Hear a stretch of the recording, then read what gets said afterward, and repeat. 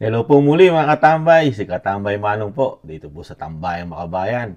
Kinukomentuhan po natin, komento ni Kamanong.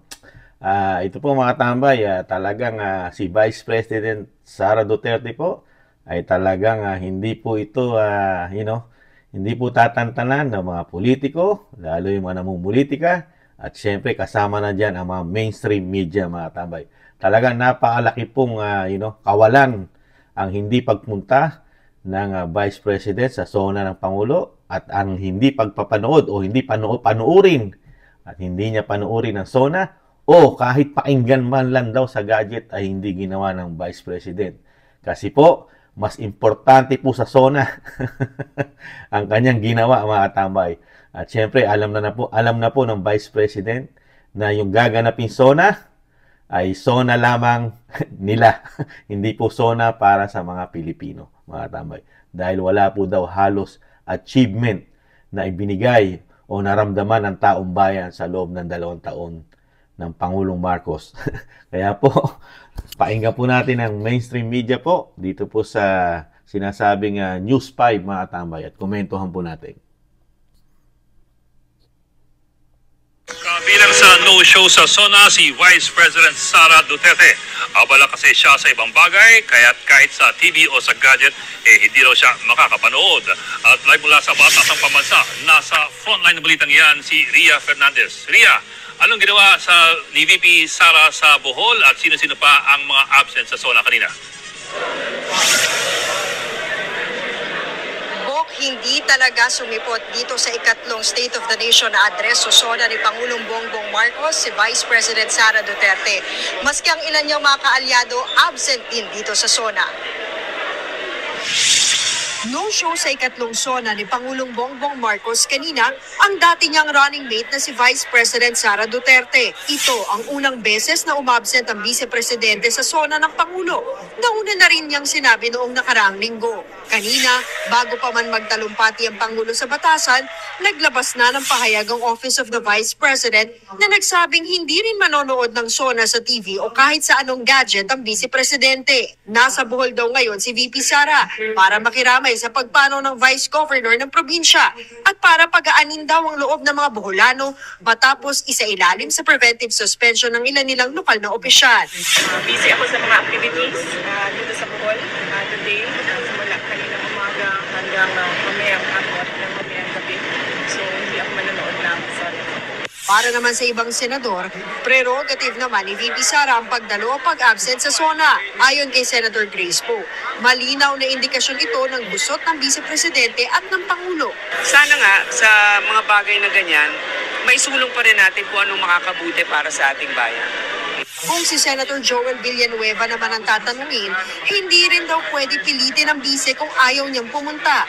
I see some differences in policies, in the way the government is being managed. So that's how I look at it. And there's nothing wrong about it. And as mentioned a while ago ni Senate President Escudero sa kanyang speech, importante na napagdedebatihan, importante na napag-aaralang gusto ang ating mga polisiya na sa ganoon ay sa huli ang taong bayan ang panalo dito. Si Senator Nancy Binay naman, ito lang ang naging reaksyon niya.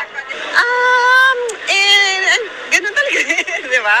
Bukod kay VP Sara, hindi rin dumalo sa SONA ang dalawang kapartido at kaalyado ng mga Duterte na sina Senator Ronald Bato de la Rosa at Senator Bongo. Pareho silang dumalo sa pagbubukas ng sesyon ng Senado kaninang umaga. Pero nataong may check-up daw si Senator Go ngayong hapon habang wala namang binigay na rason sa pag-absent niya si Senator de la Rosa.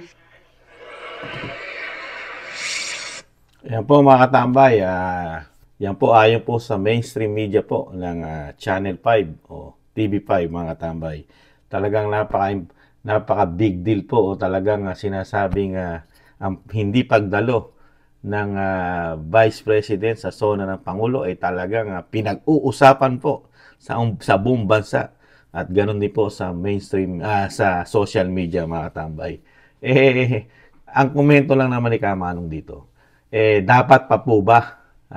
Tanong po ni Kamanong, dapat po bang dumalo ang isang Vice President na maaga po nilang pinupolitika at maaga rin po nilang pinakita na ang unit team ay hindi na unit team, mga tambay.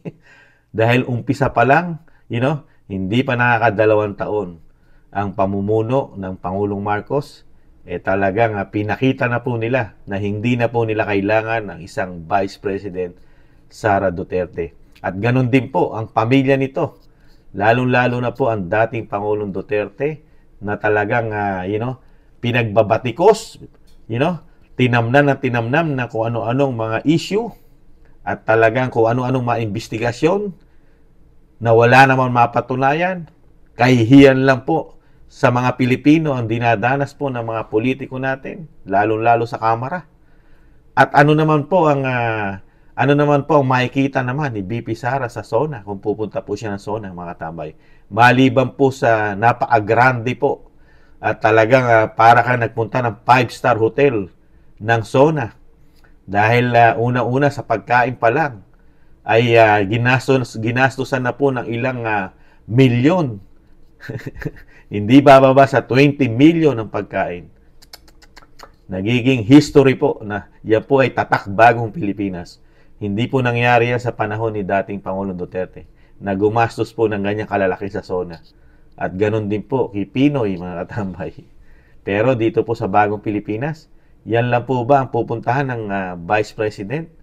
At yung sinasabing ilalathala sa mga Pilipino, kung ano ang natapos o ano ang ipagmamalaki o ano ang napakinabangan ng mga taong ng mga kababayan natin, tayo mga Pilipino dito po sa nakaraang bago mag-SONA. Siyempre po pag SONA kailangan ilatag mo ang managawa mo, ang gagawin mo pa.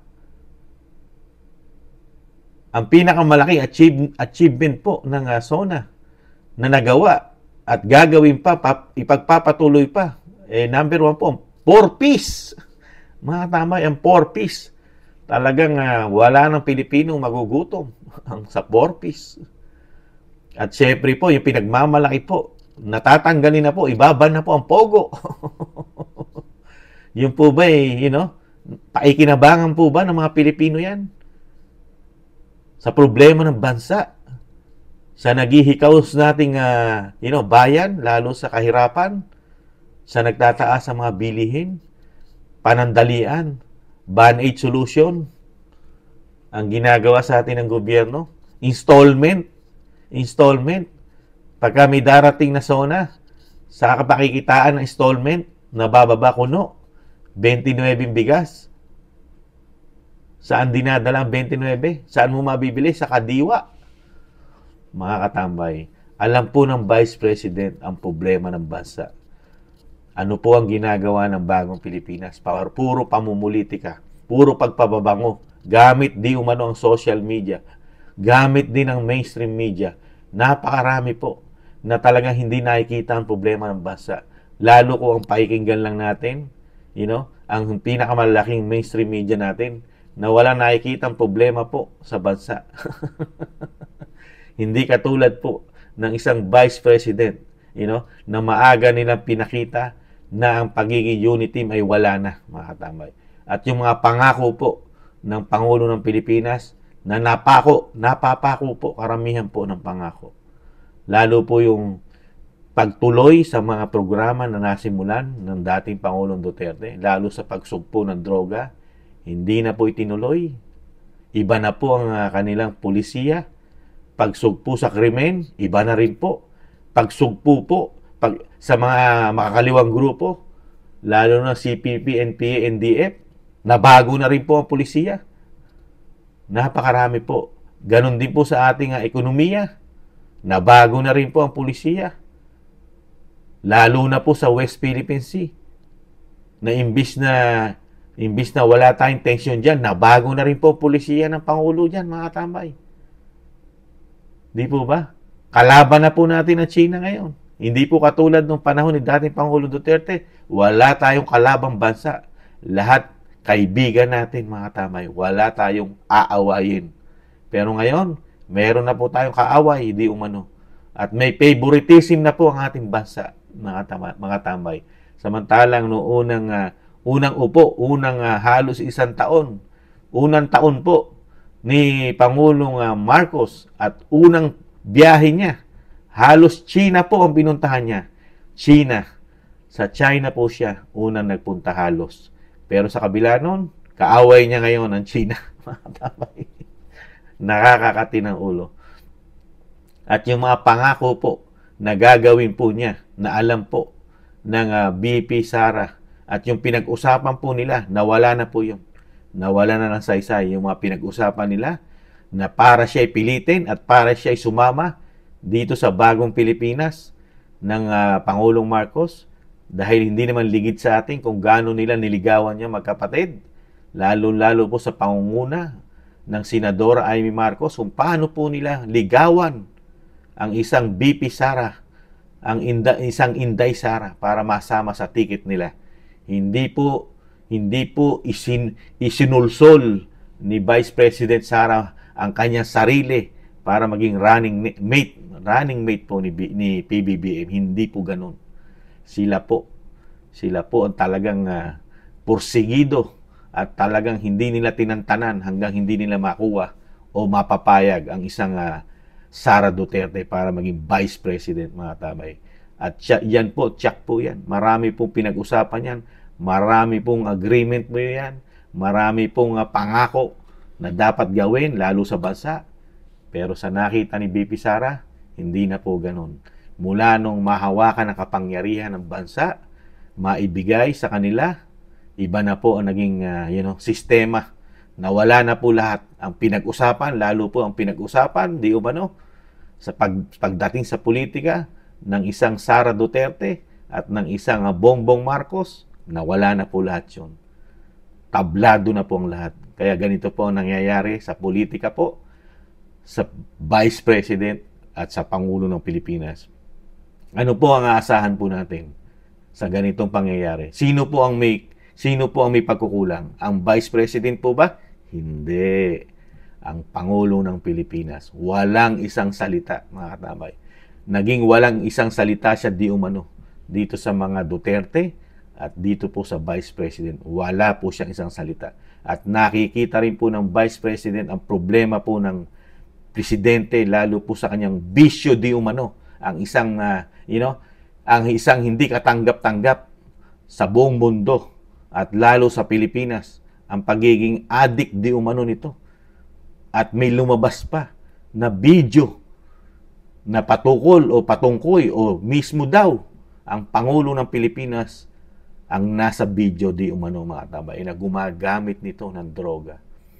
Na hindi naman po, wala pong mababalitaan dito na against, at talagang pati po ang malalaking mainstream media natin, hindi po sila interesado, mga tambay, dito po sa issue ng droga ng Pangulong Marcos. Ganon din po sa mga mambabatas natin sa Kamara, sa Senado, wala po silang nakikita dyan. Hindi po ka-interest po sa kanila ang issue po ng droga sa Pangulo, mga tambay. Hindi po issue yan. Mas issue po ang hindi pagpunta ni BP Sara sa SONA. Mas pag-uusapan po yan, mga tambay. Kisa po rito sa droga na nakakabit, na hindi po tinutuldukan ng Pangulong Marcos ang kanyang issue po sa droga, mga tambay. Mas problema po ng bansa ang mga Duterte kisa po sa nakikita ng mga Pilipino na ang Pangulong Marcos hanggang ngayon ay hindi tinutuldukan ang droga na nakakabit sa kanyang pangalan, mga tambay. Nakakalungkot po. Tapos, ayan po, di ba? Trabaho ang BP Sara, mas maganda pa nga naman daw magtrabaho kaysa pumunta na SONA. Dahil ang Vice Governor ay pinagpahinga po sa Bohol at ganun din po, nagbigay po ng simpati doon po sa mga ilang politiko po na nasuspinde sa lugar na yon. Di po ba, mga tambay? Kaya po malalim po ang politika sa ating bansa ngayon. Lalo-lalo po sa mga Duterte at yan po ang pagpapabagsak di umano sa isang Vice President na nakikita po nila na talagang magiging problema nila pagdating sa politika ang Vice President Sara Duterte, mga tambay.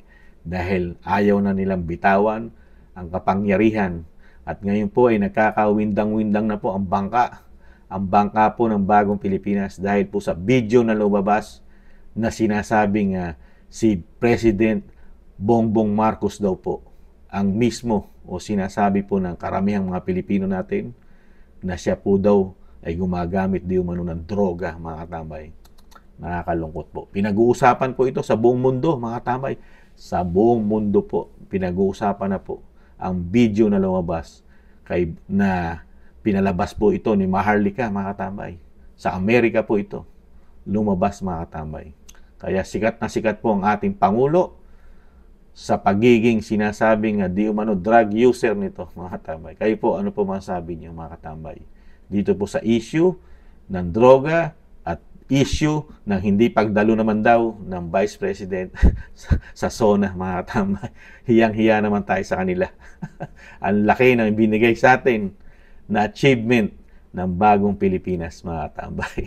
Muli po, si Katambay Mano po, nag-iiwan po na, makakabawi pa, mga katambay, ating bansa. May pag-asa pa. May pag-asa po. Huwag po tayo mawala ng pag-asa.